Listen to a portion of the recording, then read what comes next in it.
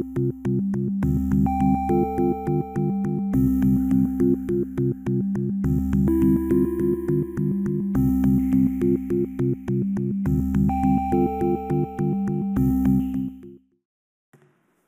evening. I'm calling to order this meeting of the Arlington Select Board on Thursday, February 12th, 2026. I am Select Board Chair Diane Mahan. To my right, your left is John Hurd. Eric Helmuth. Jane Morgan. Steve DeCoursey. James Feeney, Town Manager. Michael Cunningham, Town Council. Ashley Marr, Board Administrator. Thank you. Tonight's meeting is being conducted in a hybrid format consistent with provisions in state law for remote participation at meetings. Before we begin, please note the following. This meeting is being conducted in the Select Board chambers and over Zoom. It is being recorded and simultaneously broadcasted on ACMi. People wishing to join the meeting by Zoom may find information on how to do so on the town's website. People participating either in person or by Zoom are reminded that you may be visible to others and that if you wish to participate, we ask you to provide your full name and place of residence in the interest of developing a record of the meeting. Both Zoom participants and persons watching on ACMi can follow the posted agenda materials found on the town's website, specifically the Select Board Agendas and Minutes page. If technical difficulties sever the remote connection to one or more participants and efforts to reconnect within a reasonable period of time fail, the in-person meeting will continue at the discretion of the chair, provided that a quorum of the board is physically present. Zoom participants are encouraged to keep the phone number provided in their confirmation email for a backup audio connection to the meeting. There will be the following opportunities for public comment at tonight's meeting during our warrant article hearings. If you are attending by Zoom and want to participate, please raise your hand when I announce that public comment is open. If you do not know how to raise your hand in Zoom, now would be an excellent time to Google for how to do so. As Mr. DeCoursey would say, let's see how much of the town's business we can get done tonight. First on the agenda, sorry, I don't have my agenda open, are two votes in discussion regarding the FY27 override. The first discussion and vote is on the FY27 override ballot language, and the second discussion and vote is on the FY27 override commitments. And Town Council has advised me that each agenda item needs its own separate vote. But to start with agenda item 1, I would like to turn to our Town Manager, Mr. Feeney. Thank you, Madam Chair. If I could invite the Board Administrator to pull up the most recent copy of the town's long-range plan. And as we start the discussion this evening, I just want to start by again thanking the Long-Range Planning Committee for their work since June in helping to refine the long-range financial plan that we see this evening. There have been a series of, as some of you know, sometimes spirited 8 a.m. Friday morning meetings that have led us to this point. Many boards and committees have found ways to positively impact our bottom line in advance of this evening, and I am grateful for all their cooperation during this process as we considered all of the possible ways available to us to lower the ask contained within this override vote this evening. And I especially appreciate this board granting my request to move their meeting to tonight, a rare Thursday for the Select Board. The Group Insurance Commission, aka the GIC, had a very important meeting today where they were scheduled to vote a series of consequential health plan design changes. Ultimately, after receiving a significant amount of feedback and pushback on the cost savings proposals from stakeholders, the Commission chose to defer their vote on most all of the cost savings measures they were slated to consider. Two items deemed to be low member disruption changes were adopted, so I was able to revise our insurance projection downward only slightly. Unfortunately, the more consequential considerations are being delayed for the time being until additional impact analysis can be completed. So I had sincerely hoped that there would be significant savings related to healthcare premiums the town as an employer was going to be facing that could be realized today and passed along directly to Arlington's taxpayers, but we're going to have to sort of wait and see with how that process plays out. So the version of the long-range financial projection presented this evening has been updated to reflect our preliminary state aid figures as released in the governor's budget. So we came in at only a 2.09% year-over-year increase in state aid. We also have the most up-to-date Minuteman school budget projection based on the state aid they're receiving in the governor's budget. But most notably, I suppose, this version incorporates even more aggressive local receipts and new growth projections than the financial plan presented to this board previously. So that to say, for the next 3-year period at least, our revenue projections are less conservative and more formulaic now. The most recent changes that I will highlight this evening include increases to the motor vehicle excise line. That projection has been revised based on a strong commitment, number one, for fiscal year 26, just being received from the RMV. And we're also projecting some growth in town fees and fines based on an exercise we are undertaking now to evaluate and revise our fee structure moving forward, given that many of our fees have not been revised in many years, and in some instances, in at least a decade. And there are some related matters on the docket for town meeting to consider as we look at all possible ways to increase non-property tax revenues moving forward. So, with respect to non-property tax revenues, we do, within our local receipts, still do have to control for the loss of what had been a very strong infusion into our local receipts during fiscal years 23, 24, and 25, which was related to interest income returned on ARPA funds and the Arlington High School and DPW building project bond proceeds, living in town coffers and collecting significant amounts of interest. With all of those funds largely spent, moving forward, this spike in revenue that we had experienced, which contributed to our ability to carry forward $6 million in the override stabilization fund from the last override period to help offset and lower the override ask for 27 have been realized. So with that, I think we'll switch to the next version of the long-range plan. As you can see, this shows the deficits at the bottom in red numbers. And then this version presented to the board this evening contains my recommendation that the board place on the ballot a $14.8 million override. So that has been programmed into this model here, and this is shown to be effective as of July 1st, which is fiscal year 27. I will draw your attention to the yellow cell about halfway laterally and then about 3/4 of the way down the page. That number reflects what will be the balance and what we use as is called the override stabilization fund to balance the town's budget over the course of the years contained in an override period. You'll see that balance is $9,300, or less than 1/3% of the town's annual budget. So I highlight that only to show that we, through this exercise and with all the work that has been highlighted, not only this evening, but to this point throughout the process, that we attempted to be as absolutely precise as possible and not ask for more than we absolutely needed to ask for to maintain the service levels funded in this budget. So I know that Town Council had provided a memo for this evening with language for a motion to the board to consider that had a blank where the dollar figure was, and that was there to accommodate the recommendation that I was going to make this evening based on the latest available information, which we received today from the Group Insurance Commission.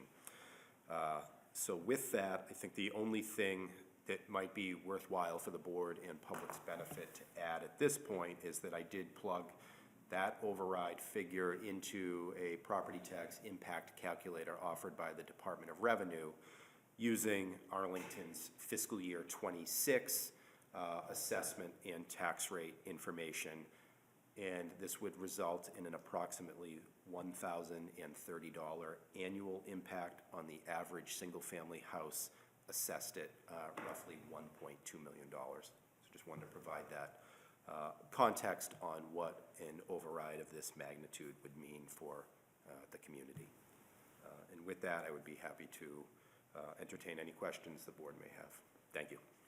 Thank you. And now I'd like to call on Mr. DeCoursey, who also is the chair of the Long Range Planning Committee. Mr. DeCoursey? Thank you, Madam Chair, and thank you, Mr. Feeney, for all the work that you and your team have put in and all of the work that committees, departments have done over the last year in reducing this deficit. And we said that we would work as long as we could to get the number down as much as we could. And we're at a point now where March 28th is the date that the referendum has to be on the ballot. We have 35 days to select the number. So we're at the end of that period. So I'm going to make a motion, and then I have a couple of comments. The motion is as follows for the ballot language. Shall the town of Arlington be allowed to assess an additional $14.8 million in real estate and personal property taxes for the purposes of funding the operating budgets of the town and the public schools for the fiscal year beginning July 1, 2026. And that date is, I'll make the motion first, and that would kick in fiscal 27 if successful. And as we've said all along throughout the fall and early parts of winter, we take this recommendation and this ask very seriously. No one likes to ask people to voluntarily pay more taxes, but we're at a point, given the current climate in local aid, which is only going to go up, as Mr. Feeney said, per the governor's budget, a little over 2% for next year. And there are a lot of demands on the state from the federal government, so that there's a lot of limitations. We have a number of areas, insurance being most notable, where we're going to see an 11% increase next year. Curbside collection, people are very happy with the new service from Waste Management. However, that comes at a cost of a 6% increase the next few years. And when you can only grow your taxes 2.5%, you cannot meet that without going back and asking. So while I don't think anybody's happy to ask, I think we're comfortable that this is the number that has been brought down as far as possible. And with that, I make the motion, and anybody has any questions for the long-range planning process, I'm happy to try to answer that as well. Is there a second? Mr. Helmuth? Thank you, Mrs. Mahan. I second the motion, and I also second the sentiments of Mr. DeCoursey, and I want to add him in the gratitude for the hard work as chair of the Long Range Planning Committee, but I know that 3 of my colleagues have taken their turns with that over the time, and many, many other volunteer leadership in the town and professional leadership. It's a lot of work. And I also appreciate that the town manager has done a really good job of keeping individual board members, including myself, well apprised as we go each step of the way. And like Mr. DeCoursey, this is not something that we do lightly and not something that we do enjoyably, but I think that I feel an obligation to the residents of the town to be honest, to say that the revenue stream for funding the services that we rely on and that we cherish is not sustainable, and that's not our fault. And so the law is that we need to ask the residents if they want to continue the services at the level that we provide them, the very high level of services, but not anything in excess of that, nothing unnecessary. And I think that everyone's got to make their decision. I hope that the voters will value the services that we have enough to find a way to make the sacrifice that we're asking them to make. $85 a month is not nothing for a lot of people. I am painfully aware of that. But I hope that when people are making that decision, they reflect upon the quality of services that we get in this town.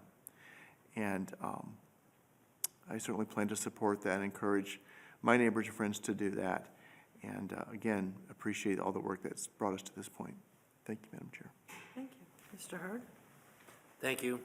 I also want to thank all the work that's been put into this I often say I'm not the finance guy on the board. I rely on the experts, and I'm glad that there's people who know it much better than me that handle the finances. I do appreciate all the work that's been done to take the original projection and, you know, whittle it down as much as humanly possible to get it to a number that, you know, can allow us to continue to receive the same services that we get now that residents come to expect, but also, you know, make it so it has as least amount of impact as possible on individual families. That said, I don't want to pay more, but that's just, you know, part of the world we're living in right here in Arlington with the limitations that we have on, you know, commercial development and whatnot.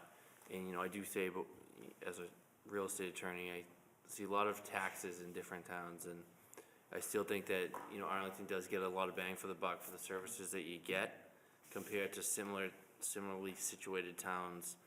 Our taxes are still, you know, I don't want to say reasonable because that's open for interpretation, but I think for the amount that we pay, we get really excellent top-notch services, and this allows us to continue to get those services. So I also will be happy to support this, and you know, look forward to discussions with residents and explaining why this is a necessity. And I think if I channel our former colleague, Mr. Diggins, say, you know, the one good thing about Proposition 2.5 is every now and then it makes us go back to the residents and explain to them why the budget is what it is and why we're asking for more money. So, you know, I think this is a good opportunity to have a discussion about our revenues and our expenses and why they are what they are, and allow us to justify that, you know, we really are a very well-run municipality. We've never had any issues with our finances, and it continues to be that. And as we look at the numbers, as we see them, it's demonstrated here. So, you know, again, no, I guess happy to support it. I generally say in a motion, but I will certainly be supporting this, you know, in the vote here and on the vote that's upcoming. Thank you. Mrs. Morgan. Hi, yes, thank you. As the newest member of this board, I spent a significant portion of the preamble to this vote tonight on the school committee on the other side of Mass Ave, and I have been able to watch the people around this table, the staff that we work with, members of long-range planning, our colleagues on the school committee and in capital planning and all across town work really hard over the last 6 months to a year to hone in on what the correct and most responsible number was to ask for. And it has felt sort of heavy today because it's a significant ask. At the same time, because the ask is so significant, the cost of not doing it is also enormous. We've heard from the town manager about what is at stake if we are not successful. We're looking at deep cuts to things that we need and things that we love. We've heard from the superintendent and the school committee about what's at stake for our schools and for our students. So I think that we have the information that we need. We know why we're doing this. It's very, very clear. If we don't, we have to make really deep, painful cuts, not only next year, but very, very significantly in FY '28. And this is the time to go to our neighbors and our friends to ask them if this is something that they're going to support. So I'm glad that we're here. I'm really proud of the process that has brought us here tonight. It was long and sometimes frustrating, and I've always joked that I'm the kind of person I like to just get in there and let's just talk about it and get it done. And I want to do things fast, and this hasn't been fast, which is fine. It's been good for me. It's been good for me to lean into it, and I'm really glad that we're here. I'm optimistic that we will get a unanimous vote from this board to support this, and this is the right time to make this ask. So thank you. Thank you. I'll just say, first off, it would probably take me 44 minutes to go through everything that has been going on in the past just about year, starting as soon as town meeting ended last year, long-range planning through the summer, meetings with the town manager and his department heads. I do want to thank our town manager, Jim Feeney. Of all the managers I've served with, I can't think of any other person that I would want in this position at this time. Going through this very thoughtful and careful deliberation, looking at efficiencies, but knowing the budget and knowing the impacts and what, a particular cut means, but also having the standing with his department heads and all town employees to go to them to say, we have to look at everything. We're doing a 10% across the board cut on all commission, committees, boards, et cetera. Talking to every department head, preparing, two, I think sometimes three, with an override, without an override. With an override, the third part of it is, if we are successful with the override, that the process that this town manager and his deputy town manager of finance, Julie Wayman, deputy town manager of operations, Christine Bongiorno, are going to continue on, along with, I've never had so many phone calls, texts, and works with our superintendent of schools, Liz Holman, and our counterpart, the chair, Jeff Thielman, on the school committee, to continue beyond the override. The work does not stop either way on March 28th. Either way, it still continues in terms of the manager has really laid out a good process and also, I think, developed the environment that everyone feels comfortable and also understands the goal of we need to keep relooking to see if there's other efficiencies, if there's ways we can continue what we do, but do them better at a cost savings. And I would say to people, regardless of where you are on March 28th, the town does have opportunities for veterans and seniors, for tax relief, for particular laws that we've adopted, as well as survivors of veterans. And I would encourage you to contact the town, go to the website. You can view a program on that outlines them all. That's available to you regardless of anything else, and that's available to you every year. And if you're not a senior or a veteran, maybe you want to check it out, and you might know someone who is, that would be helpful to them. And believe me, this board gets it. We've all spoken to people, and when they say, well, how come? And everyone knows what 2.5 is, and then we talk about, the cost of trash, the cost of doing business, healthcare costs, all the services we deliver to seniors, to children, education, social services, AY Arlington Youth Consultation Center, our libraries, our police, fire, public works, as well as all the new pedestrian improvements that we're starting to implement. They're also, we're trying to find a way, and we will, some way to pay for that, parks and playgrounds. So when I talk to people who are sort of not sure how they're going to vote either way, I invariably, close to 100% of the time, they say, yes, but you're still going to keep that extra van that you got for the seniors that's going to keep running. Or, yes, you're going to keep both my libraries, and we just got ours back at Robbins Library that you took away 10 years ago. So I would just say, just think of your services. And I totally understand when we all say to residents about costs going up. We know your costs have gone up too. Cost of food, utilities, rent, mortgage, taxes. Your health insurance has gone up. So we understand and we respect that. And please know that every member of this board here on the town side, and as well as our colleagues on the school committee and superintendent, also are very aware of that and have done everything they can to bring, again, if you look at the number, the 3-year balance, the town manager and others have cut it to, he's $9,300 left in the bank. And that's about as close as you're going to get. So, sorry to go on as long as I did. But with that, on a motion by Mr. DeCoursey, seconded by Mr. Helmuth, all those in favor say aye. Aye. All those opposed? We have a unanimous vote. Thank you. And now we'll go to the discussion and vote regarding the fiscal year FY '27 override commitments. Mr. Feeney? Thank you, Madam Chair, and thank you to the board for their vote on the prior agenda item. So as the board has customarily done during Proposition 2.5 operating overrides previously, I have prepared a draft set of commitments for you to consider this evening.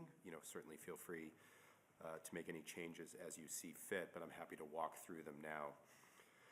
So this is for the fiscal year '27 Proposition 2.5 override commitments for the March 28, 2026 annual town election, which will contain the override election. So the first of those commitments will be to exercise fiscal discipline while providing stable, quality education and municipal services. And in doing so, through this board, we will commit to no Proposition 2.5 overrides before fiscal year '30. We will increase the Arlington Public Schools operating budget by 4% annually from fiscal year '27 through fiscal year '29, and we will increase general government operating budget by 3.25% annually from fiscal years '27 through fiscal year '29. Number two, we will minimize impact on taxpayers, particularly seniors and others with income challenges. We will do this by publicizing and offering information sessions on property tax relief programs, including various tax exemptions, the new municipal senior means-tested circuit breaker, and tax deferral options, as well as tax work-off programs and the Elderly and Disabled Property Tax Relief Fund. We will pursue new revenue sources and identify ways to increase current revenue sources. We will seek efficiencies in all areas of the organization to find further opportunities for cost savings. And we will continue to aggressively pursue external grant and earmark opportunities to leverage town funds. And finally, number three, during this override period, we will maintain our strong financial position through prudent fiscal planning. We will maintain our financial reserves at 5% or better for the duration of the 3-year override period to mitigate any financial risks. And we will maintain responsible funding levels for our retirement system, i.e. the pension funding, and other post-employment benefits, i.e. OPEB, which is healthcare-related costs for retirees. And that concludes the override commitments that I have presented in a draft form for the board this evening, and would welcome any feedback, additions, or modifications you may have. Thank you. Mr. DeCoursey? Thank you, Madam Chair. I move that we adopt the commitments as laid out in the memorandum from Mr. Feeney, and I have a few comments on that as well. Before I do that, I didn't mention it earlier, but I want to recognize Ms. Wayman, our Deputy Town Manager and Finance Director. We've probably had 135 iterations of the long-range plan since last June, and she has been right there, updating things, working tirelessly, and we really appreciate the work that you put in for that and in getting us through this. And also our Deputy Town Manager for Operations, Christine Bongiorno, who also joins us at the Long Range Planning Committee meeting. So thank you, both of you. And these override commitments, we often look at these as important as the ask, because what we're doing is we're saying, this is how we're gonna, if successful, this is how we're gonna spend the town's money over the next 3 years. And this, as Mr. Feeney said, would be a 3-year commitment for fiscal years 27, 28, and 29. If successful, the vote takes place during fiscal 26, but the override itself, the funds don't come in until fiscal 27, so it's 3 years. We had said earlier, prior overrides, there were additional asks that were made. Where we find ourselves now, this is just basic 4% for schools, 3.25% for town, nothing beyond that, but continue to look for efficiencies. And one thing that came out of this process is, as we worked on the number, Mr. Feeney, you mentioned having sufficient financial reserves. is we also want to maintain our bond rating. And so it's so important that we make commitments on spending, but we also make commitments on reserves and looking for efficiencies, because if our bond rating declines, that's going to cost us more in the long run through increased interest costs. So I appreciate the first set of commitments, 1A, B, and C, which is the no overrides for 3 years, in the schools at 4%, town at 3.25%. We had a lot of discussions about that, and people worked really hard, took hard looks at budgets and came up with that commitment. So when people look at this amount of $14.8 million, be aware that no ask for fiscal '28, no ask for fiscal '29. This is designed to cover the 3-year period at least. And so with that, I'm comfortable with what was done here, and I appreciate Mr. Feeney drafting this for our consideration. Thank you. Is there a second? Second. By Mr. Hurd. Any questions or comments? And I zoned out. Did you say move to adopt or endorse? I said move to adopt. Thank you, sorry. Mrs. Morgan? Yes, no, I support these commitments. They took a long time to come together, as they should. And, I think that it's important to acknowledge that living at 3.25% and 4% for towns and schools is challenging. Doing so will require a lot of discipline, saying no to a lot of things that we would like to do. I know that on the school side, it will require reductions in FTEs and positions to move money to make sure that they can cover the operating costs that are increasing at percentages that are sometimes higher than that. So I think that these are the responsible commitments that we're making. They're really clear. They're for the 3-year period. And so I'm glad that we have something really specific and direct to put in front of our neighbors for their consideration, so they understand what our intentions are for this 3-year period. So thank you. Thank you. And I do want to say that sometimes you see, or sometimes I see, words on a piece of paper. I don't really know what's behind there, but I do want to also note here, under number 3, when we're talking about trying to maintain our financial position through prudent fiscal planning, that also I wanted to mention that Arlington's Retirement Board members, as well as the board administrator, director, Rich Greco, at the request of the town manager, also sat down and looked at these numbers, and these are our retirees that gave a lot to the town and continue to, and they went from, I believe, 5.5% to 5%. And that ask was not made just to make that number, to make other things fit. There was a lot of discussion and research around that to make sure that it was a responsible number on all sides. But even our retirement board and their retirees have also, done everything they can to help us work towards a number as low as we could go. So with that, on a motion by Mr. DeCoursey, seconded by Mr. Hurd, to adopt the fiscal '27 override commitments, all those in favor say aye. Aye. Aye, all those opposed, unanimous vote. Thank you.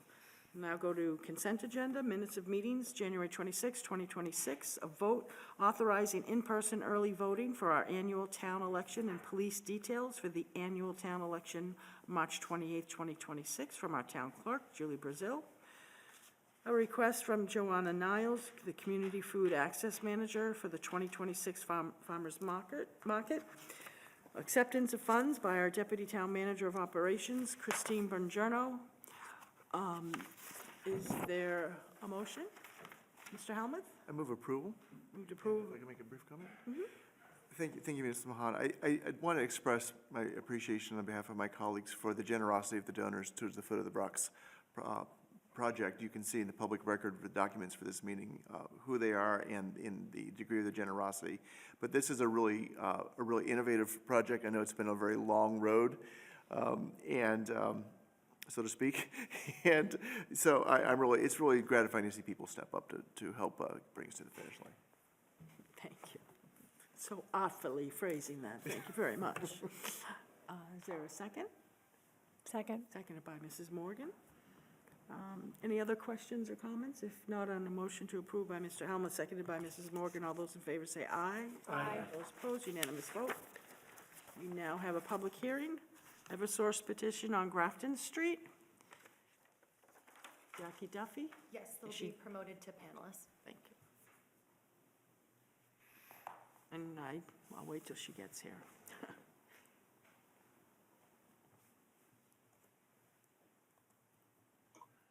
Hi, how are you tonight? Good, how are you? I'm good, thank you. We'd like to install a new pole 33/2A on Grafton Street. Sorry, Jackie Duffy, Eversource, forgot that part. The purpose is to provide electric service to 20 Grafton Street. And this is a public hearing, and everyone who should be notified has been notified. If you're in Zoom and you would like to speak on the Eversource petition for 20 Grafton Street, please use the raise hand feature now. If there's anyone here in the chambers, if you could indicate. Seeing no hands raised. See no hands. I will turn to my colleagues. Is there a motion? Move approval. By Mr. Hurd to move approval. Is there a second? Second. Seconded by Mr. DeCoursey. Any questions or comments? I just want to thank Ms. Duffy on behalf of Eversource. At the last big storm that we had, that we knew winds were coming in, thankfully, we didn't have to contact you. But it's nice to know that you were there and Eversource was there. if we Anytime. needed them. So on a motion to approve by Mr. Hurd, seconded by Mr. DeCoursey, all those, Mr. Feeney, I Madam apologize. Chair, I just thought it worth noting that there was, accompanying the Town of Arlington Department of Public Works recommendation to approve this, there was a list of some conditions as well that the board consider adopting as part of their vote, so it would be helpful to have those referenced. Okay, and a copy of that has or will be provided to Eversource? Yes. Okay. Mr. Hurd, you're amenable to amend? Yes. Okay, and Mr. DeCoursey Yes. is still seconding that? Okay. With that, on a motion by Mr. Hurd, seconded by Mr. DeCoursey, all those in favor say aye. Aye. All those opposed, unanimous vote. Thank you, Ms. Duffy. Thank you, have a nice night, everybody. You too.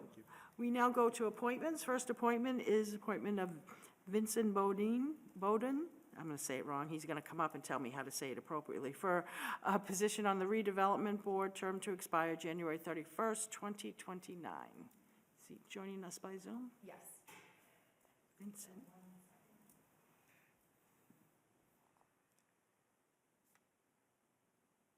And please, Vincent, tell me the correct way to say your name. I apologize. Hi, good evening, everyone. It's Vincent Baudouin. Sorry, thank you. And I know we have materials, and you also corresponded with us, but for everyone else who's here or zooming into the meeting, if you could just sort of introduce yourself and give a brief explanation of your interest on our redevelopment board, please. Thank you. So yes, I am a 6-year resident of Arlington. I've been representing Precinct 1 in town meeting for 3 years now, and just have an interest in seeing how the town grows and or changes into each year a slightly better version of itself, and would love to help out. So I'm an architect by trade. I'm interested in how we build things and how we take care of the buildings that we have. And I hope on the redevelopment board I can listen to all of the folks who have an interest in how the town builds things, including residents, including the homeowners and property owners, including the town staff and everyone who works hard to make sure everyone's following the rules. And so I do hope that, I do appreciate the trust that the town is placing in me. And if you have any questions, I'm happy to answer them. Thank you. I'll turn it to my colleagues. Mr. Helmuth. Thank you, Madam Chair. I very gladly move approval. I've had the privilege of getting to know Vince over the last few years as he's gotten involved in town politics, and I've been very impressed with his very measured approach, his very mature approach to things, and certainly with an eye towards the future on issues that we've talked a lot about, including safe streets and transportation, and I think he's been a steady voice in town meeting as well for thoughtfulness, and I know that he will continue that service onto the redevelopment board. I love that we found somebody who's a good architect and has a great track record, including some work here in town. Something that I hear a lot about from residents, and I understand it, is that while we need to grow our tax base, we need to get more homes for more neighbors, we do want to pay attention to the quality of those buildings and the appearance when we can. You can't always have the best of both of those worlds, but I know that from the materials that Vince has said and communicated with us, that he will make an effort to do that. So thank you very much for stepping up. I think I know what you're getting in for. I think you know what you're getting into, and I appreciate that all the more. Thank you. Thank you, Mr. Allen. Second. Mr. Hurd, seconded. Any further comments?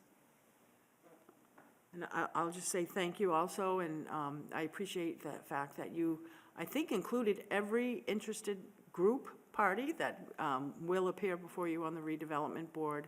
And to me, that's one of the top 3 important factors, is not only recognizing the groups, but obviously being receptive to listening to them. And you've certainly done that in your other capacities in town meeting, as well as East Arlington and Broadway and neighborhood activist. And I didn't know you were an architect, so I learned something new tonight, so bringing that facet to it also. So with that, a motion to approve by Mr. Helmuth, seconded by Mr. Hurd. All those in favor say aye. Aye. All those opposed, unanimous vote. Congratulations. Thank you so much. Thank you very much. We now go to our next appointment to the Open Space Committee. Lisa Fredman, term to expire January 31st, 2029. If you could come up and join us at the table. Thanks very much. And again, you just restate your name and your interest in the position. So my name is Lisa Fredman. I live at 63 Mott Street, and those of you who know where 63 Mott Street is know that it's across the street from the Mugar property. And about 3 weeks after I moved there, someone whom I think probably most of you knew very well, Elsie Fior, who lived across the street from me, came over and said, "Do you see those woods behind the houses over there?" And she invited me to a meeting, which at that point was the East Arlington Good Neighbors Association. I think you were there, Diane. And so that was kind of my introduction to protecting and preserving open spaces in Arlington. I've really had a lifelong interest in the environment and doing things that are ecologically minded. I joined the Res Committee, which was absolutely terrific. And for a while, I was on Sustainable Arlington. And so a friend of mine from the Res Committee asked me last summer if I'd be interested in joining the Open Space Committee. I told her at the time that I had just retired from my job.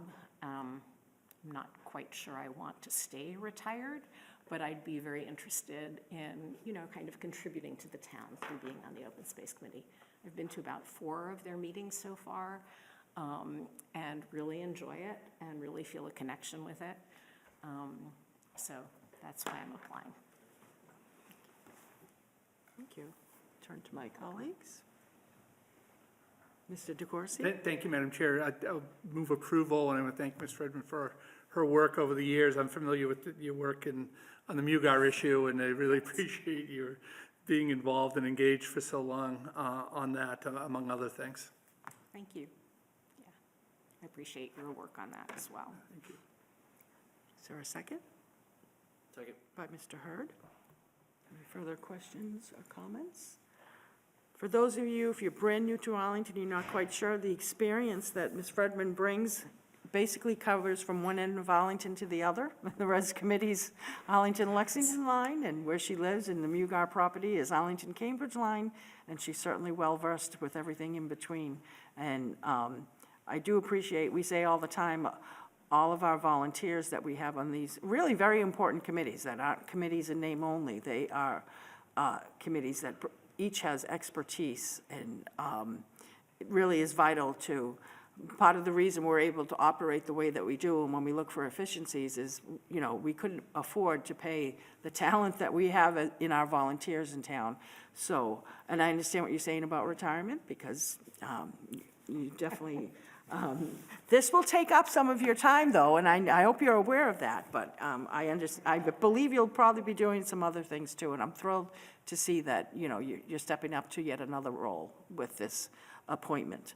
So on a motion to approve by Mr. DeCoursey, seconded by Mr. Hurd, all those in favor say aye. Aye. All those opposed, unanimous vote. Thank you so much. Thank you. Thank you all. Have a good night. We now will go to an associate member appointment to the Park and Recreation Commission, term to expire January 31st, 2028. Adam Lane.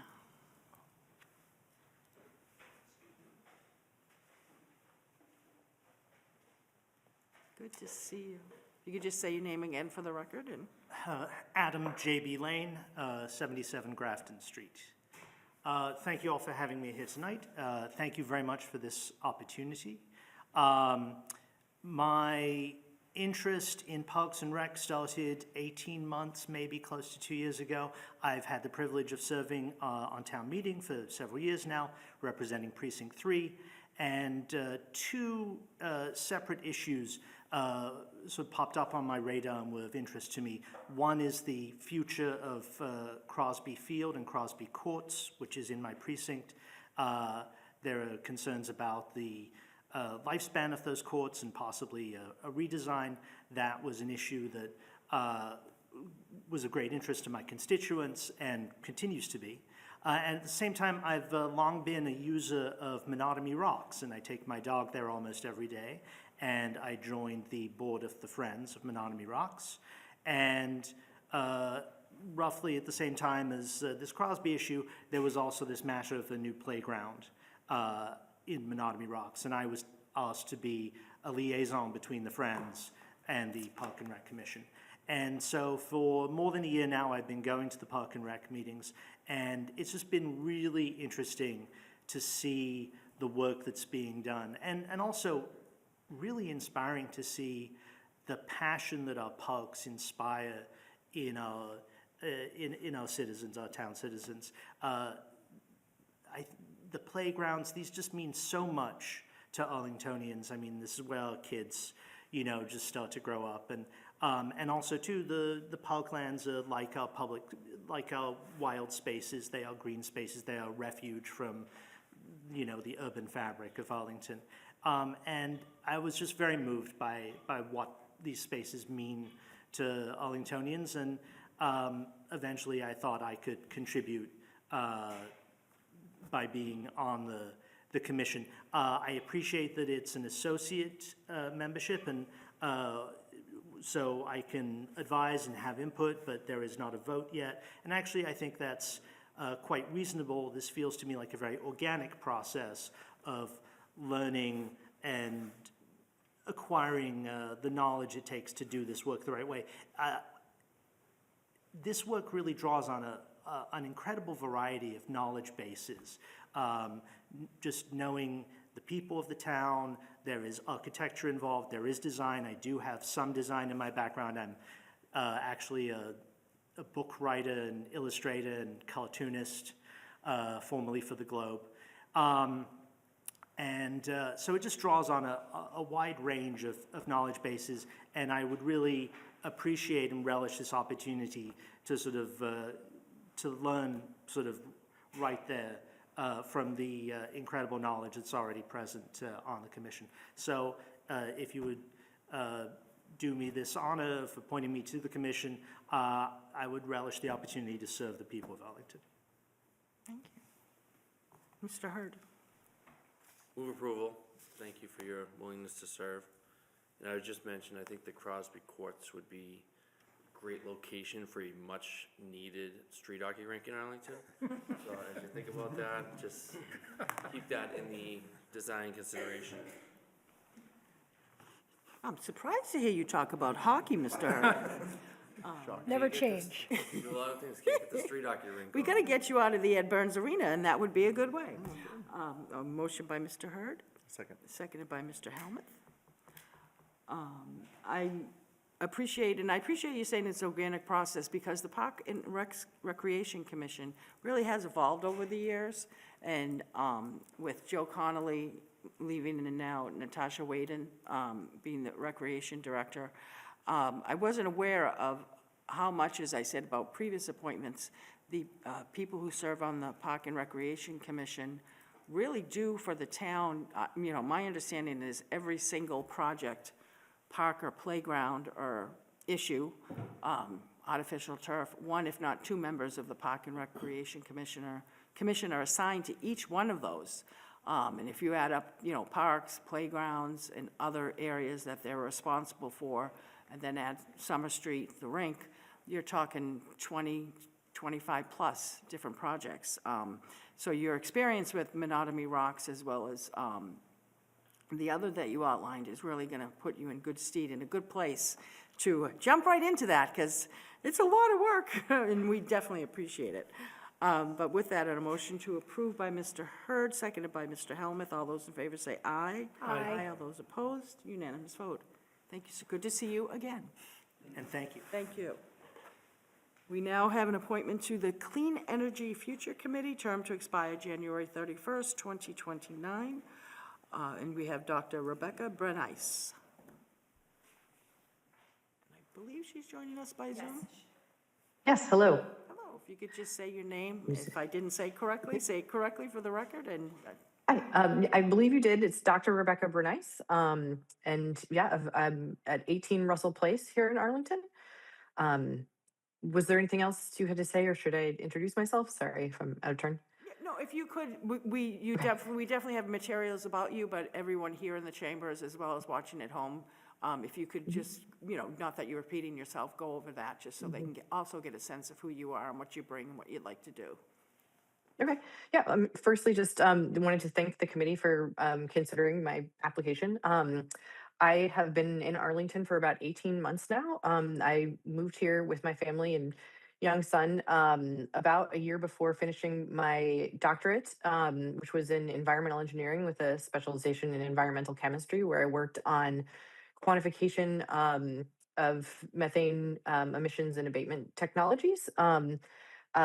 I, then moved on to working at a nonprofit called HEAT, which focuses on it's an energy sort of innovation hub that's working on trying to promote neighborhood electrification for heating and cooling through resilient and decarbonized technologies. I work with an interdisciplinary and interinstitutional consortium of researchers trying to analyze sort of the best paths to meet these needs as well as possible. And I guess, to go back to being sort of a new parent and a newly graduated individual, I'm in a much less transient part of my life. So part of moving to Arlington, I've tried to kind of get to know my community more than I think I had historically, and figure out ways that I can be more involved in network, but also contribute. So in the fall, I took the Civic Academy class offered by the town and loved it. I had a great time. And one of the ways that I saw to get involved is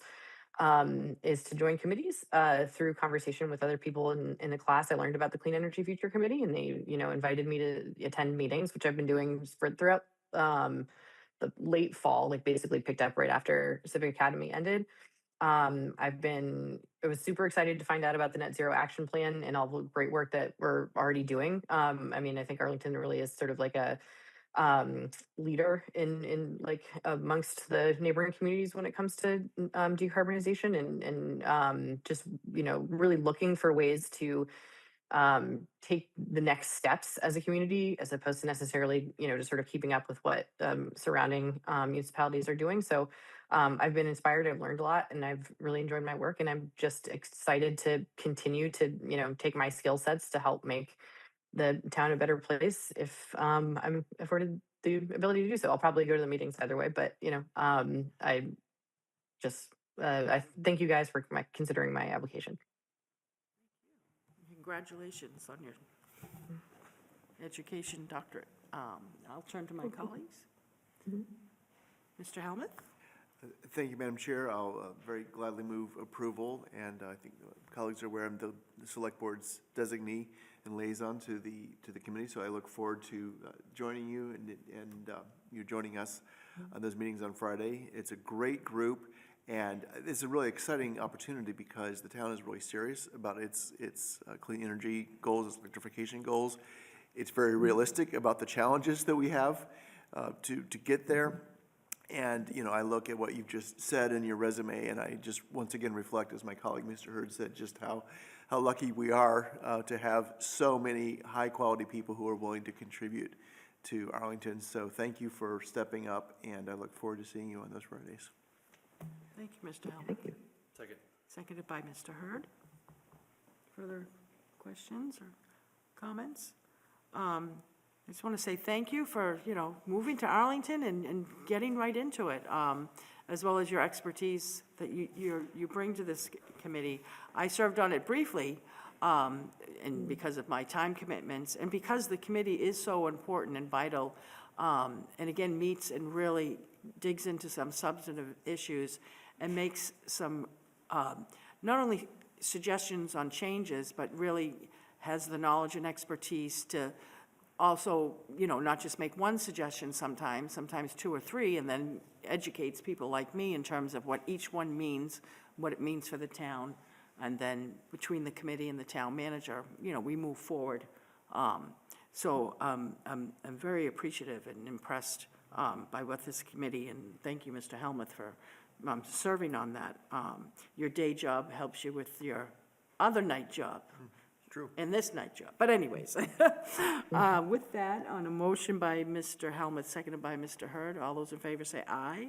Aye. Those opposed, unanimous vote. Thank you so much. See you soon. Yeah, thank you guys so much. We will now go to warrant article hearings. First, and we're so efficient and we're moving on things, we're taking everything and getting it done, so these are not numbered yet, but they will be. But the first one is a bylaw amendment from the Arlington Commission for the Arts and Cultural Administrative Updates, and we have a representative here. If you could say your name. Yes, thank you, members of the Select Board. I'm Stuart Ikeda. I'm here as co-chair of the Arlington Commission for Arts and Culture. After conferring with Town Council, I'm here to request that you support the draft motion that he submitted with tonight's materials. And just to explain where it came from. We seek to make explicit in our bylaw that in some cases, in order to deliver our work, it is appropriate to appoint non-residents. In particular, there are members of the business, nonprofit, and educational communities in town who support a flourishing cultural scene here, have expertise to contribute, and may be willing and capable of providing valuable service to the Commission. We sought the advice of Town Council to confirm whether bylaws permitted us discretion in determining guidelines for our membership in an effort to attract and retain talent, especially in specialized action committees such as fundraising and marketing, and to maintain quorum. But as significantly, it was also in anticipation of impending changes to the state guidelines defining, authorizing, and funding cultural districts. In its January convening of cultural districts, the Mass Cultural Council released draft guideline revisions dictating that inclusion of Chamber of Commerce, Planning and Community Development, for-profit businesses, and education institutions should be included in managing partnerships in order to secure designation and funding. Although stakeholders in Arlington's cultural sector, these representatives in our case are not Arlington residents often. The MCC also rolled out a report on over 24 state and regional funding and assistance resource partners that were collaborators in cultural districts, unlocking numerous cross-sector funding sources from economic development to tourism to the new Downtown Vitality Fund Act. Therefore, we most urgently want this discretion to adjust our membership processes to be stated explicitly in our bylaws for its potential impact on our ability to pursue funding and grants.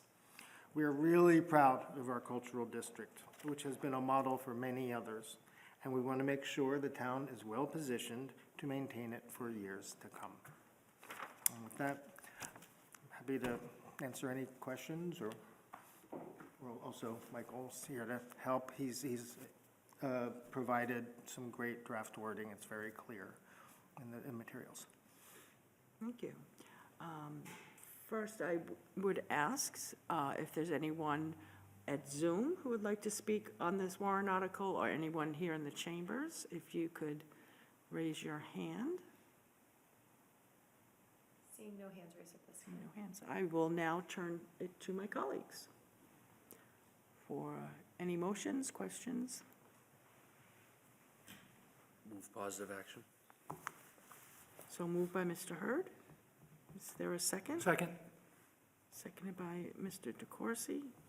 And any questions, comments? And I know we'll be discussing this down at town meeting, but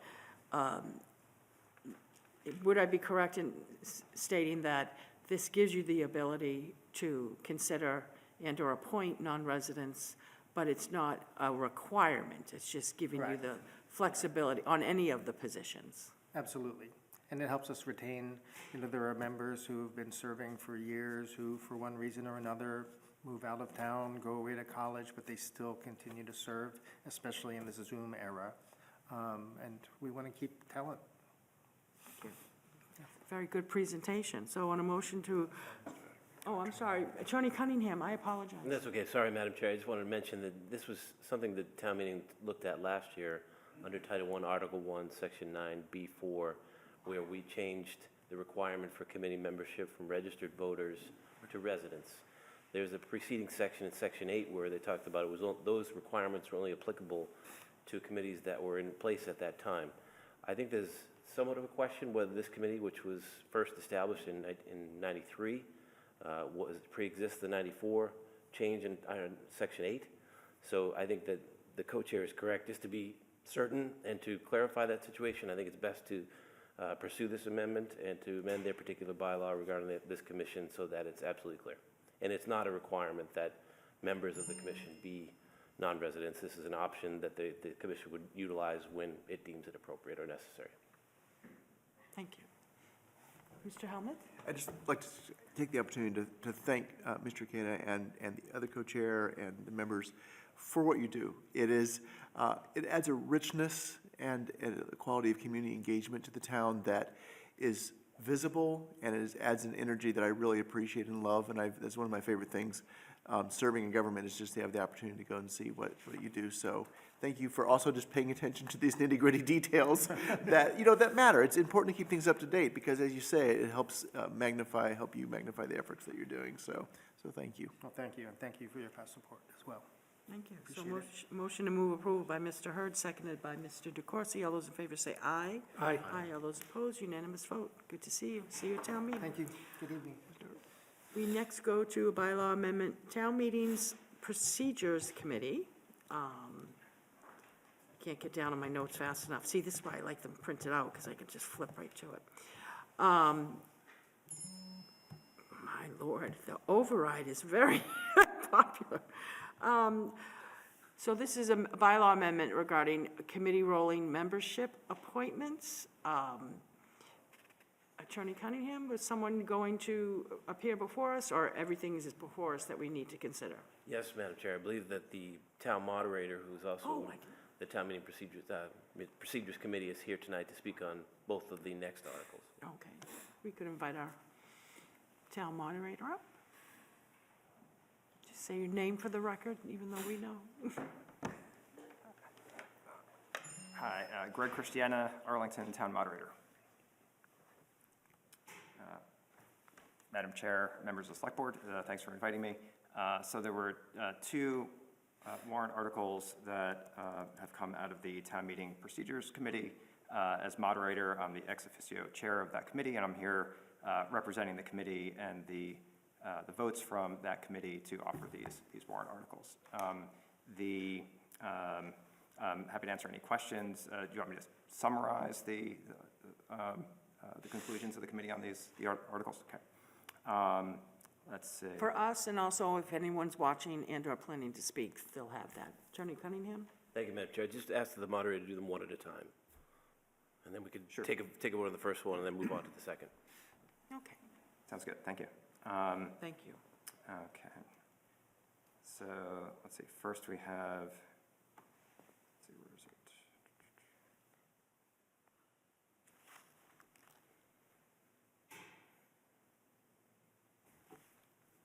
Well, I had it here, apologies. No, that's okay. Okay, the article on, yeah, I don't know how to read articles when they don't have numbers next to them, so here they are. Yeah, so the bylaw amendment for town meeting procedures committee rolling membership appointments. Since I've been moderator, we haven't had any retirements from the appointed town meeting members of the committee, so this hasn't been an issue yet. We do have one member who will not be continuing for reelection, and therefore won't be eligible to serve on the committee in the capacity of a voting member. And so the question has come up of, like, how do we handle appointments? And like ordinarily, committees will have like a rolling set of appointments for 3-year terms, typically.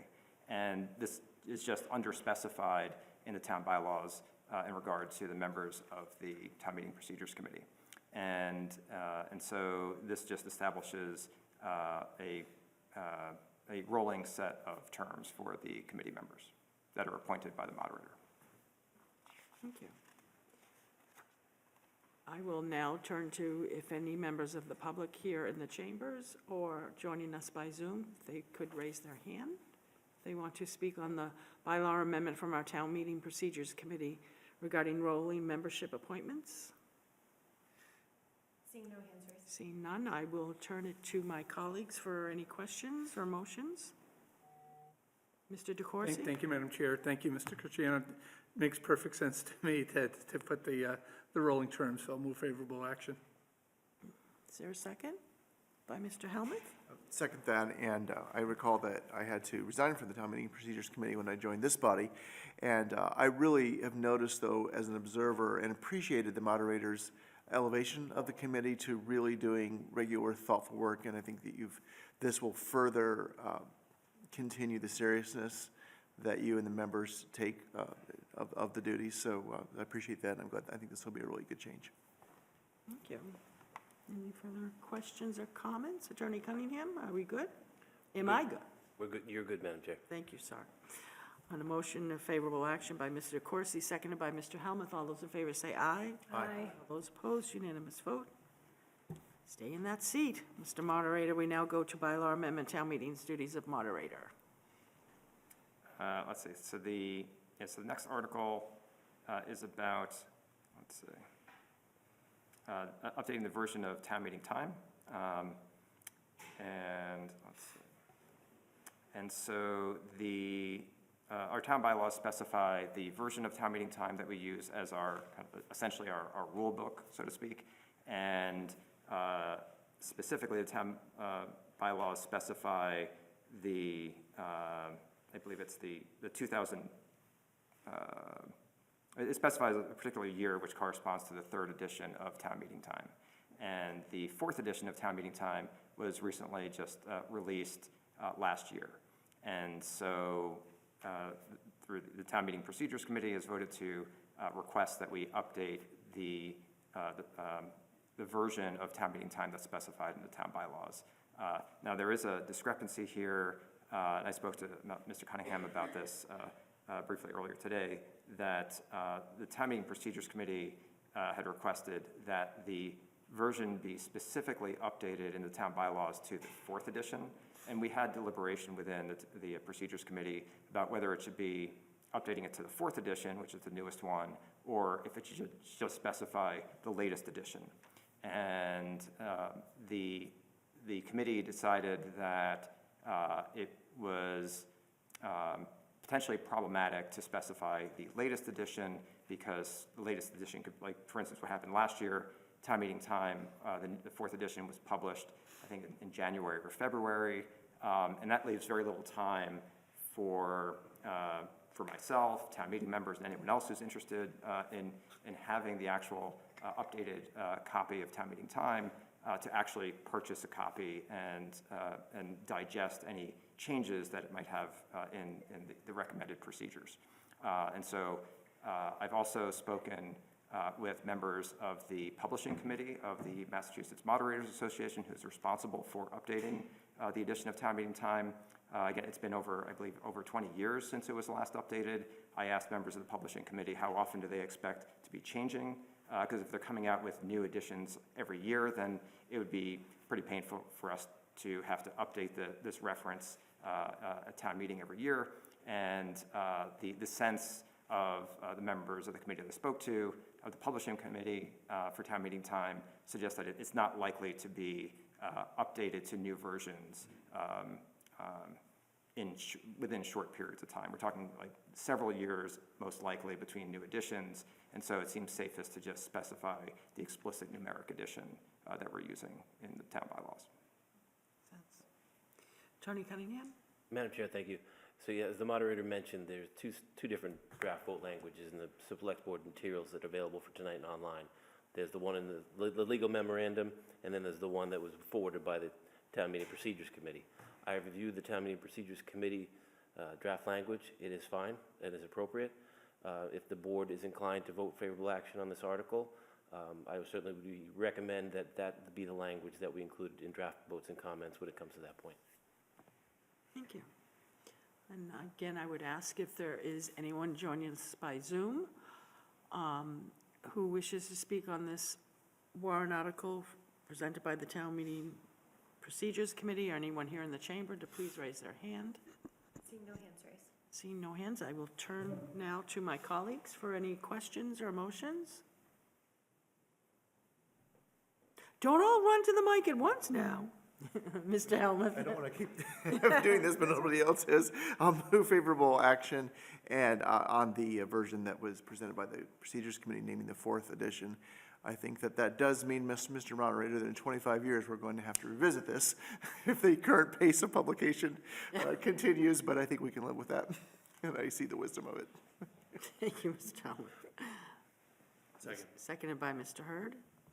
Any further questions or comments? And with the caveat of the language that town council will include from the moderator and the committee, all those in favor of favorable action on a motion by Mr. Helmuth, seconded by Mr. Hurd, say aye. Aye. Aye. All those opposed, unanimous vote. Thank you so much for joining us. Good to see you. We now go to bylaw amendment 17 Irving Street revolving fund. I believe the town manager will speak to this. Mr. Feeney? Thank you, Madam Chair. As the board may recall, we recently executed a 15-year lease with the Arlington Children's Center at the Parmenter School building. So that particular lease calls for splitting various utility payments proportional to the square footage occupied by the various tenants in the building. So those are not fixed costs, and they shift monthly and are on a lag based on the various different utility billing cycles. So we are seeking to establish a revolving fund to simplify the accounting for this process and to also allow for the funds to carry over from one year to the next, which is an action that needs to be approved by town meeting, to align with how utilities are billed. You oftentimes don't get your last bill for the fiscal year until the new fiscal year. So this process would facilitate helping to pay those bills and simplify the accounting. And then similarly, the lease calls for now calls for a dedicated annual capital contribution. So this fund would permit that specific sum to be set aside to fund future capital improvements at the Parmenter School building, including debt service for the same if necessary. So this contribution is in addition to the monthly rent that is due by lease, which will still go directly to the general fund to fund all of the town and school operations. So by and large, this article seeks to amend the chart that contains the existing revolving funds within Title I, Article 22, Section 5 of our bylaws to introduce and authorize a new revolving fund for which we would, if authorized, then set an annual expenditure cap, and it would be reauthorized annually by town meeting thereafter. Thank you. Attorney Cunningham, we good so far? Madam Chair, I just want to mention that this action is statutorily permitted by Chapter 40, Section 3. And I will say to my colleagues in the public, this new revolving fund and everything around it has been extremely well vetted by town council and the town manager. And everything is exactly as it should be. It looks like a kind of, another revolving fund, but there was a lot of work that needed to be done on this, and we're all very appreciative of that. So if there's any member of the public at home joining us by Zoom or here in the chambers who would like to speak on the bylaw amendment regarding the revolving fund for 17 Irving Street, if you could indicate by raising your hand now. Seeing no hands raised. Seeing no hands, I will turn to my colleagues for Mr. DeCoursey. Move favorable action. Move favorable action. Is there a second? By Mr. Hurd. Any further questions or comments? If not, on a motion to move favorable action by Mr. Corsi, seconded by Mr. Hurd, all those in favor say aye. Aye. All those opposed, unanimous vote. We go to bylaw amendment revolving fund for our community center, formerly known as the senior center, but is now the community center. Our town manager, Mr. Feeney. Thank you, Madam Chair. So this article would seek to establish a revolving fund in service of the community center located at 27 Maple Street. Following the renovation of the ground and first floors of this building in recent years, it is now a far more attractive rental venue. This is especially true for functions requiring food service, as we now have a functional commercial kitchen. So we are seeking to establish this fund so this building can function similarly to how we use the Town Hall Auditorium, the Robbins Library Community Room, the Robbins House, and Fox Library community spaces for similar short-term rental functions. So this would permit the town to allow the short-term hourly private uses of these public spaces to generate revenues to be used directly for the upkeep and maintenance of those spaces within the building that will allow us to directly cover the added utility and custodial costs associated with hosting events. Just want to point out that's an important distinction between the short-term sort of hourly private uses of the spaces on occasion versus the leased spaces within the building occupied by the Contributory Retirement Board or the Center for the Arts or other third-party long-term leases, which would still be credited to the general fund annually. So we are already seeing birthday parties, sports banquets, retirement parties, bar and bat mitzvahs. It is a little less of a formal space, and I think it's a little less intimidating than the Town Hall Auditorium, so some folks who maybe used to rent Town Hall are finding that space a bit more conducive to their needs, but it still accommodates a large crowd. So again, just trying to look at every available option that we have for generating revenue that can offset general fund costs associated with maintaining our large fleet of buildings. So thank you for consideration. Thank you. And on this, I would ask again if there are any members of the public or any members of the public joining us by Zoom that would like to speak on the bylaw amendment for the revolving fund for the community center to raise your hand now. Seeing no hands raised. Seeing no hands. I do have one question before I turn to my colleagues, just because we've all done that. This is something new. And it, I appreciate that it's gonna make the community center available more to others and create some revenue. I'm just wondering, especially the first year or two, coordinating this to, will it go through Ms. Shaw? Will it go through Ms. Kramer? The reason I ask that is just the first year, it probably will just be the first year. I don't want to run into someone that's not aware that there's something traditionally that we do for our seniors council on aging, and we accidentally rent out that spot, and then we have to figure out how to make both things work on the same date. Thank you, Madam Chair. That is a very good question. In this instance, and you may have seen in the language authorizing it, it provides the Health and Human Services Department oversight on this revolving fund to ensure that the uses of the space, whether they be concurrent or not with other activities, are sort of commensurate with the activities already taking place there. So both Ms. Shah and Ms. Angel within the Council on Aging are very closely involved with the rentals of these spaces. Perfect. Thank you. Attorney Cunningham? And that is a requirement under Chapter 44, Section 53E and a half, Madam Chair, so Oh. designation of that, and that's why the draft motion for Section 5 includes that specific designation for the Health and Human Services Director and Town Manager. I did not know that. But that, Bill, it's the right question, and the statute contemplated that. Thank you so much. So, and thank you for my colleagues for me jumping out of turn. So I'll turn to my colleagues for any questions or motions.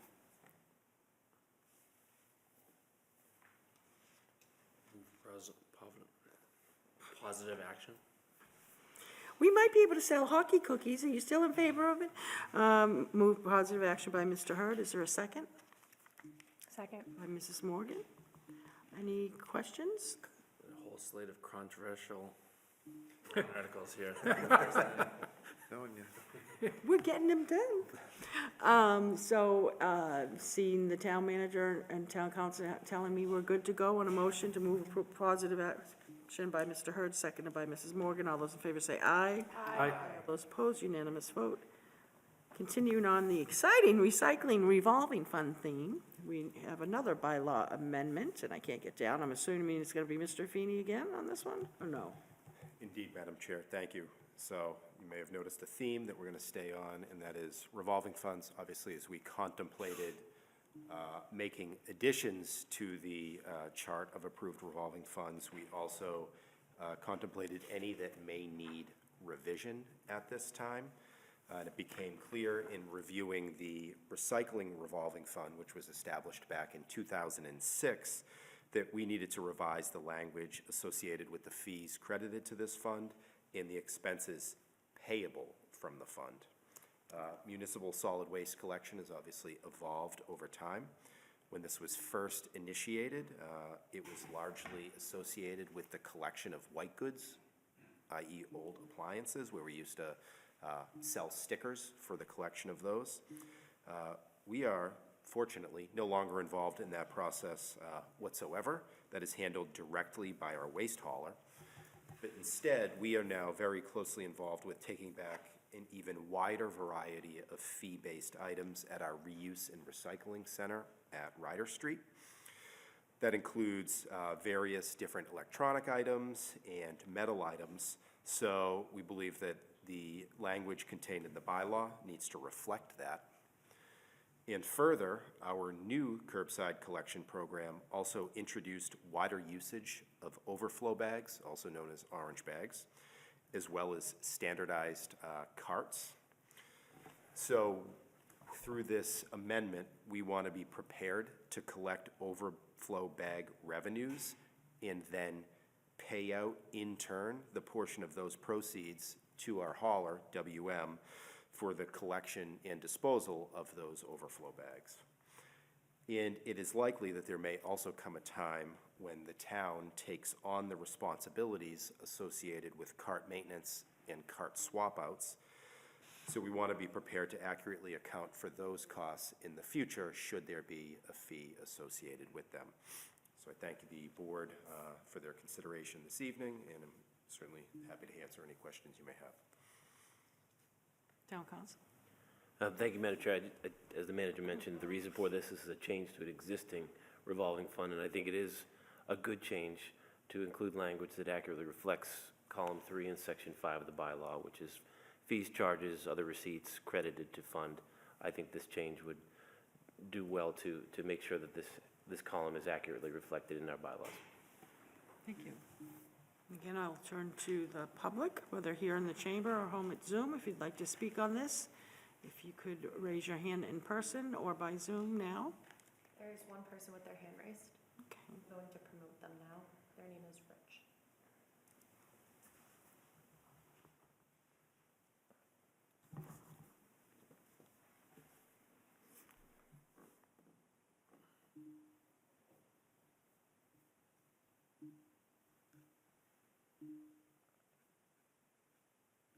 And when you can hear us, and hopefully we can hear you, if you could just give your name for the record and your comments, please, or questions? To Rich, P? Oh, can you hear me? Yes, yes, thank you. Sorry about that. Rich Pelletier, 23 Eustace Street, Precinct 12. Why would the town become responsible for the cart repairs all of a sudden? I thought that was a responsibility of WM. Mr. Feeney?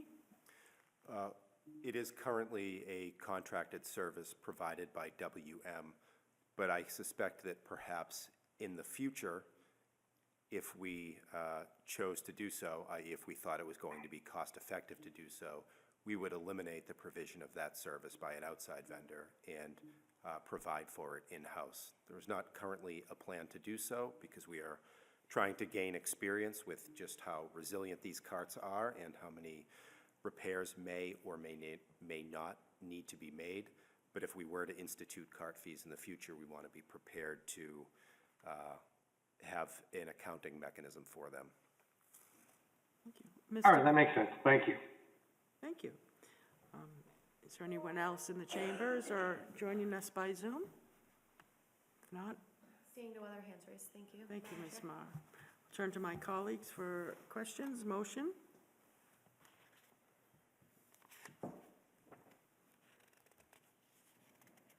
Mr. Helmuth? Like I'm in a revolving door, Madam Chair. I will move approval. Moved approval by Mr. Helmuth. Is there a second? Second. Seconded by Mrs. Morgan. Any further questions or comments? If not, a motion to move favorable action by Mr. Helmuth, seconded by Mrs. Morgan. All those in favor say aye. Aye. All those opposed? Unanimous vote. We now go to our last warrant article hearing. Appropriation Private Way Repairs Revolving Fund. Excuse me, Madam Chair.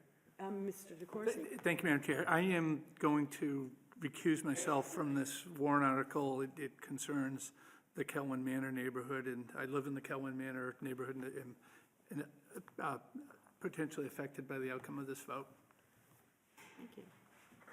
And we'll make sure that that's not only reflected in the minutes, but also in our comments in the Select Board report.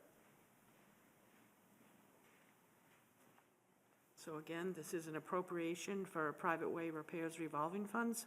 I'll turn it to our town manager, Mr. Feeney. Thank you, Madam Chair. So this warrant article is one that the board has seen before with respect to appropriations into the Private Way Repairs Revolving Fund. That is something we do periodically to provide seed funding to that particular fund to fund prospective private way betterment projects that may come before this board for approval. What's different this year is we are seeing what will likely be one of, if not the largest private way repair projects the town will ever experience due to the size of the network of roads within Kelwin Manor. And in having worked with the proponent, whom I will note is in the room this evening and may wish to speak to this warrant article, in knowing this was coming, we submitted a warrant article with revised language that would allow the town the ability to borrow the funds that may be necessary to support this project, given how tight the general fund budget is. So not only was the warrant article language updated to reflect that, you may note that we made amendments to the private way repair bylaw a few years ago that permit projects that are going to receive a borrowing to not have to meet the 50% down payment threshold. So because of that, the authorization that we're seeking is for the maximum amount of funds for the project, which totals $1,569,608. But the vote language, you will note, says it's an authorization to borrow up to that sum of money pursuant to authority granted under Chapter 44, Section 7.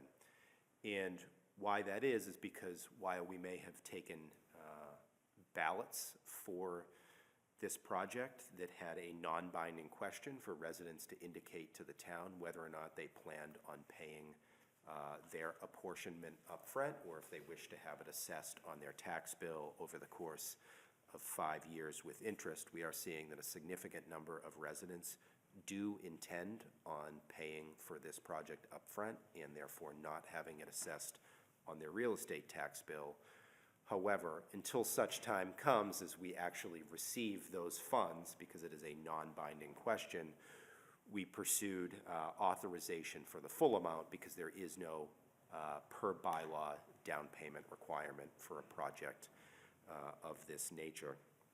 I will note one other thing. While the amount we're seeking authorization for is a specific value, the total project cost is expected to be a little bit higher, and that is being offset by a contribution from National Grid, who recently relayed all of the gas mains in that neighborhood, and in lieu of permanent pavement restoration, we sort of came to I'll call it three-party agreement to instead make a financial contribution to this betterment project. Instead of repairing the trenches, they would contribute the funds they were going to spend via their contractor on that repair work to the town's private way repair revolving fund to lower the per household cost of all Kelwin Manor abutters for this project.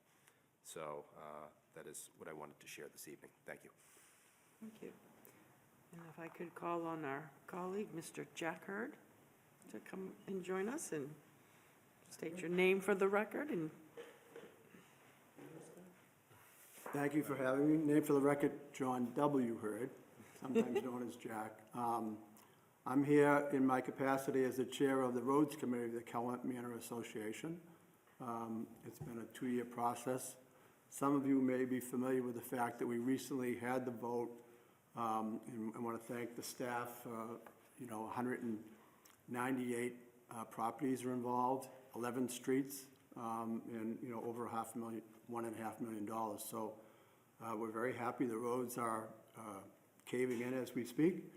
But in particular, talking about the warrant article, I want to commend the town manager on his, thought around, forward projects. I know the Tower Hill would be a similar example, Mr. Helmuth, here. If you're trying to undertake, it would take us probably 10 years to do 11 streets. So the opportunity to borrow for us is huge. I mean, it makes the project doable as opposed to undoable. So we're very pleased that passed town meeting last year through this board. And we had our vote. We had, 2/3 are required, as you know. We had, let's see, it was around, we had 198 houses and 147 voted in the affirmative, so it was a fairly healthy vote. We needed a minimum of 132. So again, I'm here to overwhelmingly support this warrant article. It's, again, it gives, people, in our neighborhood, as the manager mentioned, many electing to pay up front, but, there are a number of long-term residents that this creates an affordability option, basically 20 payments, 5 years, around 5% interest. So that really makes this, practical and doable. So we appreciate it, and I obviously support this warrant article. okay, first I'll turn to the public to see if anyone would like to speak on the warrant article for appropriation for private way repairs or revolving fund, whether here in the chambers or joining us by Zoom. If you could raise your hand. Seeing no hands raised at this time. Seeing no hands raised. I do want to say that when I was doing my select board meeting prep, and we came to this warrant article, I had heard that day and leading up to that day from several town employees that the time that they estimated for this project of 11 streets and close to 200 houses, of the things that the town staff would need to do to get this done, was basically cut down to 1/3. And they all cited that you certainly knew the process. And I said, I wonder why. Maybe because he is a longtime member of the select board. And a few people said, kind of jokingly, but seriously too, any way we can get them on all the rest of the projects, because it was definitely appreciated, the help that you provided, knowing the system. I think that really cut down on a lot of the extra added staff time that we normally, as you know, build into what this, sometimes it's a one-street road project, maybe 2 or 3, but this is 11. So I did want to note that. Town council? Oh, thank you, Madam Chair. I just wanted to mention that if the board is inclined to move favorable action on this appropriation, the statutory authority is Chapter 44, Section 7.5. Thank you. Mr. Hurd? I could, in closing, I just want to also take the opportunity to thank Bill Carpethorne in the engineering department for the amount of time the visits to the neighborhood and the scope of work that he provided for us was amazing, and it allowed us to really bring in a number of, we had, I think, 8 bids from very highly thought of contractors, and a lot of that had to do with his preparation work on our behalf. So thank you to Bill as well. Thank you. So I'll turn to my colleagues. Mr. Hurd? Mr. John? Well, not being a resident of Calumet anymore, I do still frequent the streets, so be happy to have fewer potholes and, in the absence of a new street hockey rink, I think, I know a couple of young street hockey players who like to go down to the Calumet to use the newly paved streets for rollerblading. But, I mean, anyone who's driven through this neighborhood knows that this is appropriate, so I'll move favorable action. Moved by Mr. Hurd. Is there a second? Second. By Mrs. Morgan. Mr. Helmuth? Thank you, Madam Chair. I think this is probably covered. I guess my question is, perhaps through you to Town Council, that I see in the Town Council's memo the clear intention that the way this works is that all this is paid back to the town for the residents, including the cost of the bond. And my question is the vote language, it doesn't specify that. Is that because those requirements are in Chapter 44, Section 7 of MGLs? Or should we contemplate, spelling something out in the proposed vote when we finalize that to just make that clear to town meeting members? Attorney Cunningham? Thank you, Madam Chair, and through you to Mr. Helmuth. We could add that if we wanted to. I think it's implicit in Chapter 44, Section 7F, which also references Chapter 40, Section 6N, which is the private way betterment statute that enables us to do our bylaw. It's not we could add it in if you want. That certainly wouldn't hurt the motion. Well, I think we could also take care of that in the vote comment too, just to be very clear that per the applicable state law, that this is not a gift or an appropriation, that this is a loan, and all the costs of the loan, including the interest, would be paid back by the residents. Thank you. Good. And congratulations, Mr. Hurd, on organizing such a massive effort. As you intimated, I'm well aware of how much work that is. I look forward to passing the baton in this leadership role. I bet you do. For a new generation. If I could just mention, Madam Chair, we'll be coming back before you, hopefully with some of my committee members, for the actual petition and the request of the support of the Select Board. I think sometime in March, maybe. So, some of us will be back. So, but thank you for this warrant article. Thank you. So on a motion by Mr. Hurd, Mr. Helmuth? Ask for other public comment. I didn't ask for public comment. I'm blanking out. I apologize. I would. Oh, we did? Oh. Okay, we did? Okay, that's okay. No, I was wondering that in my head. I'm like, I think I did. So I'm right there with you. On a motion by Mr. Hurd, seconded by Mrs. Morgan. All those in favor say aye. Aye. Aye. All those opposed, 4-0-1, or however Town Council will reflect the vote, also including Mr. Helmuth's comments. I think that's good, especially for the average. I think we get 20% new town meeting members every year, and a lot of them are, some of them are, what are revolving funds? What is this? And, some of us eat, sleep, and not as much as Attorney Cunningham breathe state law, but sometimes when you're new to town meeting, it's a lot to come up to speed with. So with that, our warrant article hearings for tonight are closed. We will now go to traffic rules and orders, other business. Agenda item 13, Mr. DeCoursey has joined us. I didn't see you. Boy, you must have just Star Trek beamed in. I didn't see you come in. Okay. the town manager evaluation process, before I turn it over to Ms. Marr, this is not necessarily aggressive, but it's a little more tight timeline, particularly with the communication I received from our Human Resources Director, Karen Malloy, that these dates really can't vary. Otherwise, it will not maybe be possible for her to do what she needs to do on her end. So, but if I could, before we get to that, if I could ask Ms. Marr, if you could just go through what you've outlined to us and anyone joining us in terms of what it is we want to do and when with what dates. Thanks, Madam Chair. Before the board, I have provided a memo that outlines a timeline for the town manager evaluation process. So February 17th, 2026, town manager will provide his self-narrative to the board. After that is received, from February 17th to March 6th, board members will complete their evaluation. Attached to the agenda tonight is the instrument that's used. I've made it so it's a fillable PDF this year, so you're able to do it, sign it, and once it's completed, transmit that to Madam Chair directly, either Madam Chair or the Director of Human Resources.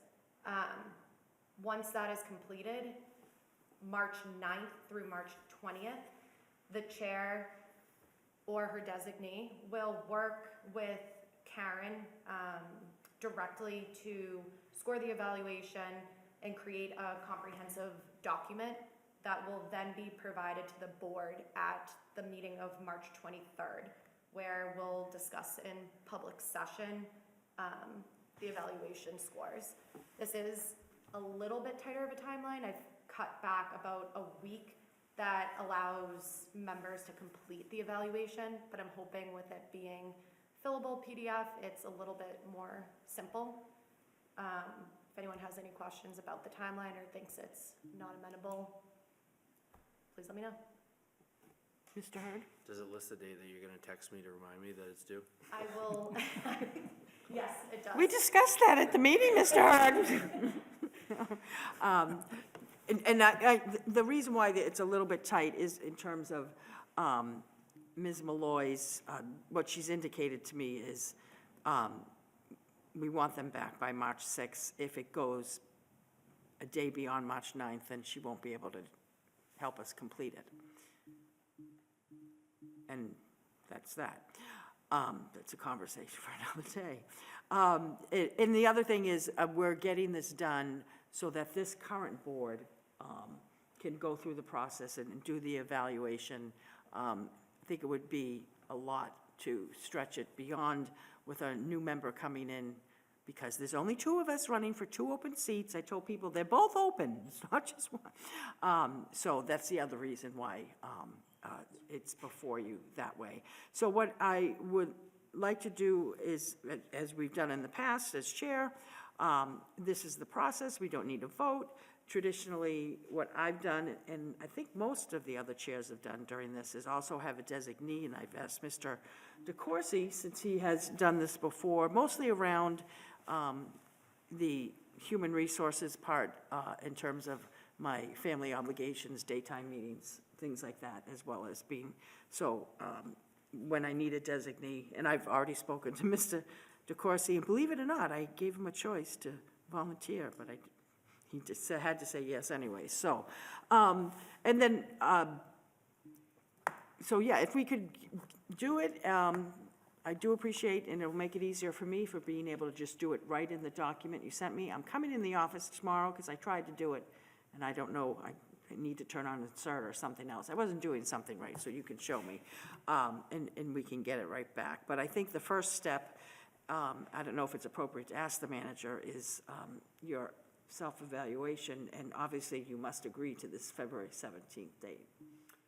I look forward to spending my President's Day drafting that narrative self-evaluation for you. I'm sorry. Hey, okay. Well, now you have so much more time on your hands. No, I'm only kidding. So with that, we will now move on to correspondence received. We have one piece of correspondence received, which is to fill a Police Advisory Commission appointment. It's from the town manager. Is there a motion to move receipt? By Mr. Hurd, is there a second? Second? By Mr. DeCoursey.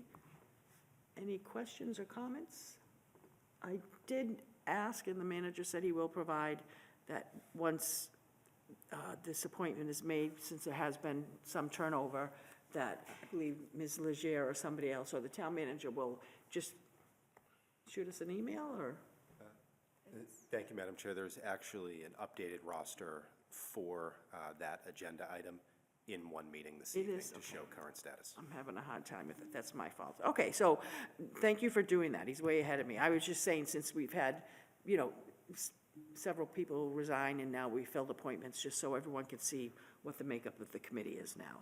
And I'll make sure I get into that and see that. So, on a motion by Mr. Hurd to move receipt, seconded by Mr. DeCoursey, all those in favor say aye.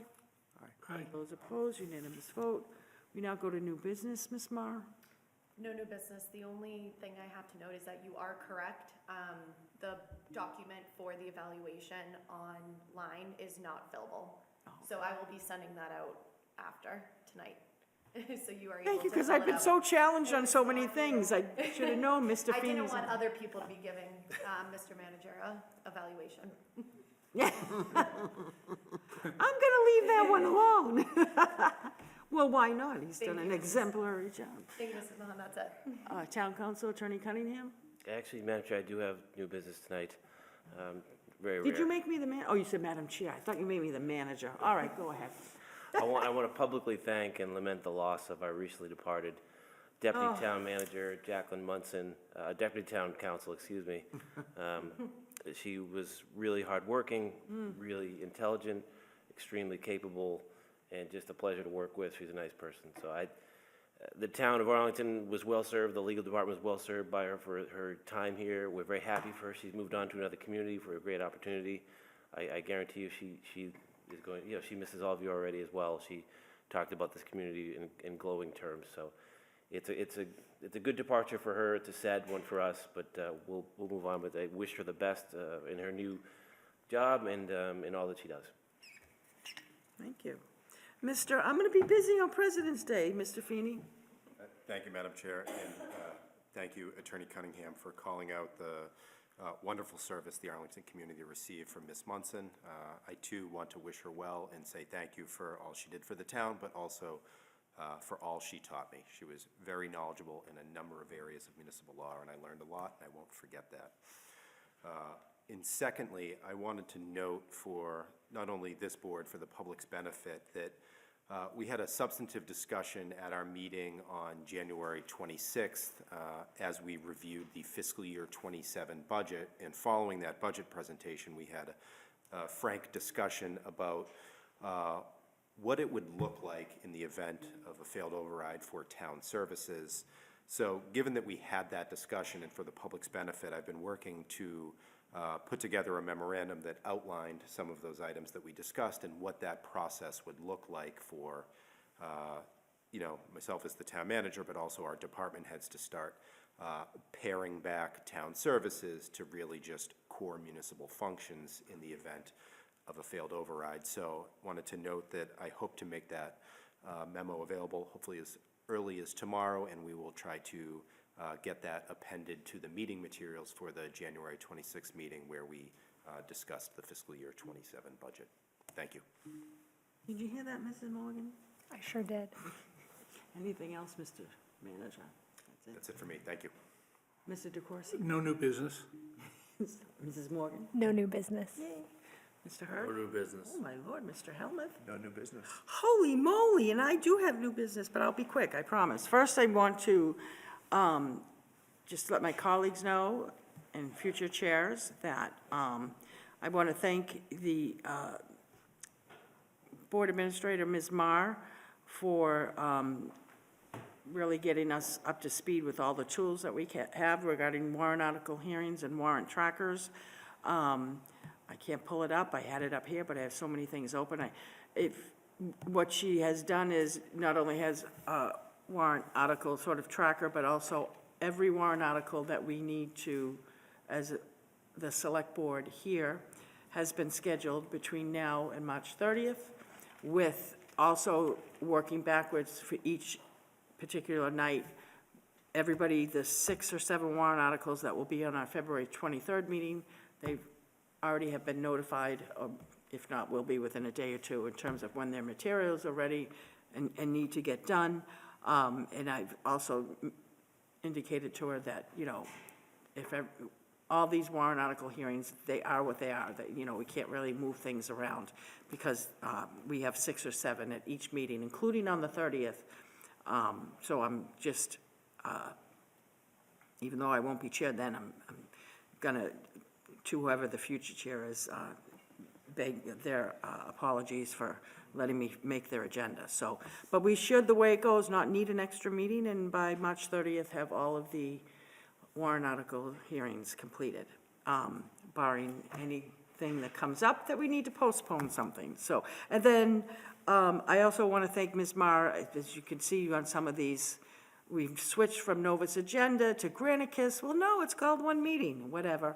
And whenever you switch to something new, sometimes there's some hiccups. And initially, I got contacted by someone from the online news media because the link wasn't working, and I started at about 6:30 in the morning, texting and phone conversations with the town manager and then with the board administrator, Ms. Marr, and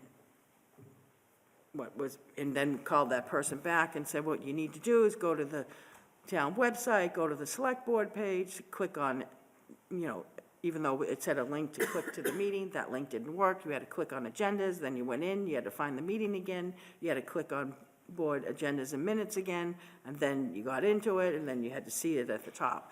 And the manager, I want to thank him, he already sent an email. Thank you, Ms. Marr. She made sure that the new calendar has been redesigned for the select board meeting. And what she's done, which is, I was saying, why can't that link just be on the first page? Why do you have to go through all these different machinations and keep clicking? And why does it say remote and it doesn't say hybrid? And the old system, Novus, we were stuck with the wording, but she's updated it. It says hybrid. It's right there on the front page with other things. Zoom link here, you click on it and you get in. So I do appreciate that because I know I can sometimes, my personal opinion, be a pain about all these little things, but just want to make sure we make it as user-friendly as we can, in spite of my frailties. And then the last thing is had preliminary conversations with the town manager regarding the availability of trash bags when we initially started out with the program.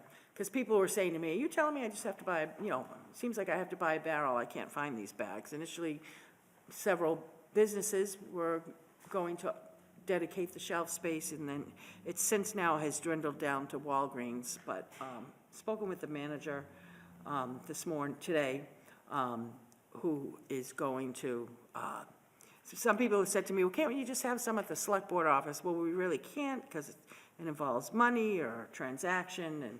But I also respect, you know, I respect the fact we can't make a business give us their shelf space to provide the bags. Walgreens has agreed to continue to do that, and I'm confident that the town manager with the DPW director, Mr. Rademacher, will find some other way to address this. So, work in process. With that, I'll take a motion to adjourn by So moved. Mrs. Morgan, seconded by Second. Mr. Helmuth. All those in favor, say aye. Aye. All those opposed, we are adjourned. See you on the 23rd.